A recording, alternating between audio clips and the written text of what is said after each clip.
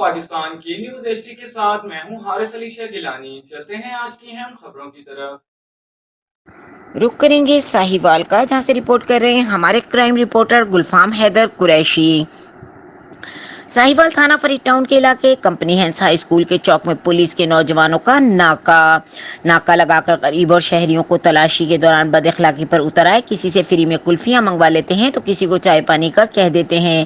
اس کے علاوہ جیب میں ہاتھ ڈال لیتے ہیں۔ دوران تلاشی اس کے علاوہ ہر آتی جاتی موٹر سائیکلوں کو روک لیتے ہیں۔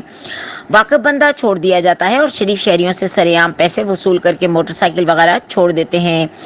میڈیا کے آنے پر کچھ پولیس کے جوان فرار ہوئے اور باقی رہ جانے والوں کو پوچھا گیا کہ آپ کی 125 کی نمبر پلیٹ کہاں ہے؟ آپ نے اپنے موٹر سائیکل کی نمبر پلیٹ نہیں ہے اور آپ لوگوں کو کس قانون کے تحت روک کر چیک کر رہے ہیں؟ ایسے ہی واقعات چند دنوں میں ساہیوال کے تھانہ جات میں عوام الناس کی جانب سے میڈیا کو ویڈیو بنا کر بھیج رہے ہیں تاکہ پولیس کی جانب سے شہریوں کی تذلیل نہ کی جائے۔ شہری حلقوں کی جانب سے آر پی او ساہیوال، ڈی پی او صادق حسین بلوچ اور تھانہ فرید ٹاؤن کے ایس ایچ او عامر فاروق گجر سے اپیل کی جاتی ہے کہ رشوت لینے والے اہلکاروں کو نوکری سے نکال کر ایماندار پولیس جوان ناکوں پر کھڑے کیے جائیں، جس سے عوام کی جان و مال کا تحفظ کیا جائے تاکہ شریف شہریوں کو بے عزت نہ کیا جا سکے۔